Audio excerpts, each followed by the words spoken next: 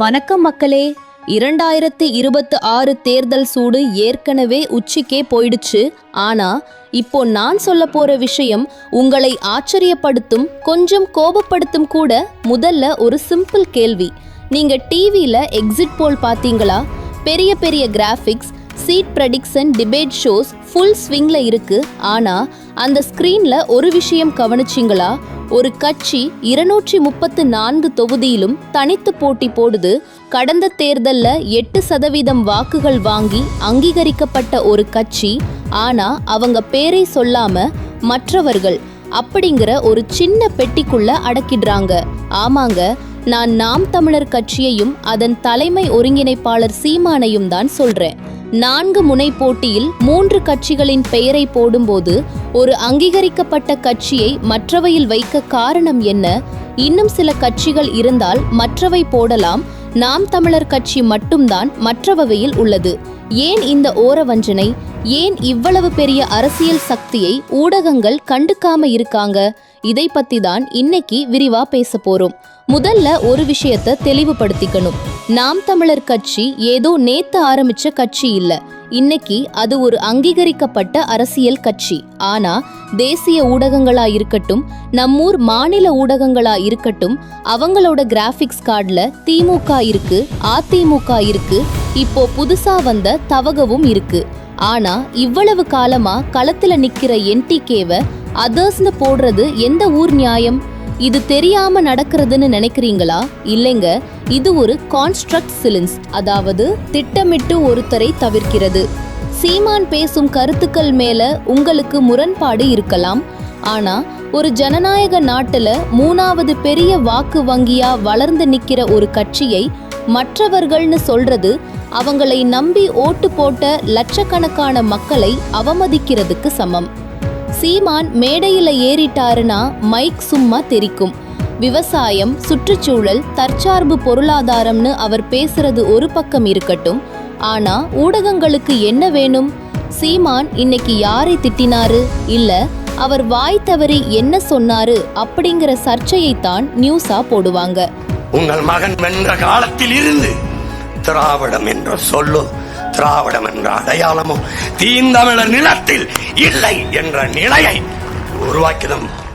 ஆனா அவரோட கொள்கை விளக்க கூட்டங்களையோ அவர் முன்வைக்கும் மாற்று அரசியலையோ முழுசா காட்ட மாட்டாங்க.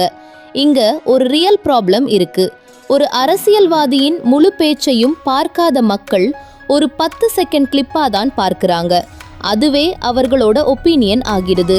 இதற்கு பின்னாடி பெரிய கார்ப்பரேட் அரசியல் இருக்கு. பெரிய மீடியா நிறுவனங்கள் எல்லாம் யாருடைய கையில இருக்குன்னு நமக்கே தெரியும். அவங்களுக்கு ஒரு ஆல்டர்னேட்டிவ் ஃபோர்ஸ் உருவாகிறதுல விருப்பம் இல்லை. ஒன்று இவங்க வரணும், இல்ல அவங்க வரணும். இதுக்கு நடுவுல நாங்களே வருவோம்னு ஒருத்தன் வர்றப்போ அவனை தெரியாத மாதிரியே காட்டிக்கிறது தான் இவங்களோட டெக்னிக். இப்போ 2026ல சூழல் இன்னும் சூடா இருக்கு. தளபதி விஜயோட தமிழக வெற்றி கழகம் உள்ள வந்திருக்கு. ஊடகங்கள் இப்போ விஜய்க்கும் திமுகவுக்கும் தான் போட்டிங்கிற மாதிரி ஒரு பிம்பத்தை உருவாக்குறாங்க. இந்த இடத்துல சீமானை ஓரம் கட்டுறது ரொம்ப தெளிவா நடக்குது. ஆனா சீமான் இதுக்கெல்லாம் அஞ்சுற ஆளா? நீ பேரை சொல்லாட்டி என்ன, நான் மக்களோட மனசுல இருக்கேன்னு களத்துல நின்னுட்டு இருக்காரு. கடந்த தேர்தல்கள்ல அவரோட வாக்கு சதவீதம் ஏறு முகத்துல தான் இருக்கு. 2021லேயே பல தொகுதிகள்ல அவங்க 3ஆம் இடத்துக்கு வந்தாங்க. அப்படிப்பட்ட ஒரு கட்சிய எக்ஸிட் போல்ல அதர்ஸ்னு போடுறது அந்த எக்ஸிட் போல்லே ஒரு நம்பகத்தன்மை இல்லைங்கிறத தான் காட்டுது. ஏன் புறக்கணிக்கிறாங்கன்னு யோசிச்சிருக்கீங்களா? தனித்து போட்டி, எந்த கூட்டணியிலும் சேராம யாருக்கும் அடிபணியாம நிக்கிறது பலருக்கு பிடிக்கல. நேரடி விமர்சனம், திராவிட அரசியலையும் தேசிய அரசியலையும் ஒரே நேரத்துல எதிர்க்கிறது. நிதி பலம், மீடியாக்களுக்கு கோடி கோடியா விளம்பரம் கொடுக்க என்டிகே கிட்ட ஃபண்ட் கிடையாது. ஆனா இதையெல்லாம் தாண்டி நாம் தமிழர் கட்சி குற்றச்சாட்டாக வைப்பது இந்த தமிழ் தேசிய அரசியலின் எழுச்சி பலருக்கு வயிற்று எரிச்சல் ஏற்படுகிறது. எனக்கு சேவை செய்ய வருகிறவன் ஏன் எனக்கு காசு தர வேண்டும் என்ற கேள்வி எழுமானால் அதுதான் விழிப்புணர்வு, அதுதான் மாற்றத்திற்கான சிந்தனை. தமிழ் தேசியம் வளரக்கூடாது என்று ஒரு கூட்டம் வேலை செய்கிறது என்று அவர்கள் குற்றம் சாட்டுகிறார்கள். இது டேஞ்சரஸ். ஏன்னா மக்கள் எல்லாரும் கிரவுண்ட் ரியாலிட்டி பார்த்து ஓட் போட மாட்டாங்க. அவர்கள் பார்க்கிறது மீடியா ரியாலிட்டி. மக்களே, ஊடகங்கள் ஒருத்தரை மறைக்க நினைக்கலாம், ஆனா மக்களால தேர்ந்தெடுக்கப்படுற ஒரு தலைவரை யாராலும் அழிக்க முடியாது. 2026 தேர்தல் ரிசல்ட் வரும்போது அந்த அதர்ஸ் பெட்டிக்குள்ள இருந்து வர ரிசல்ட் பலருக்கு அதிர்ச்சியை தரலாம். நீங்க என்ன நினைக்கிறீங்க? நாம் தமிழர் கட்சியை ஊடகங்கள் புறக்கணிப்பது சரியா? சீமானோட இந்த 2026 பயணம் எப்படி இருக்க போகுது? கீழே கமெண்ட் பண்ணுங்க. இந்த வீடியோ பிடிச்சிருந்தா லைக் பண்ணுங்க, ஷேர் பண்ணுங்க. மறக்காம மாயவளை சேனலை சப்ஸ்கிரைப் பண்ணுங்க. மீண்டும் சந்திப்போம். நன்றி.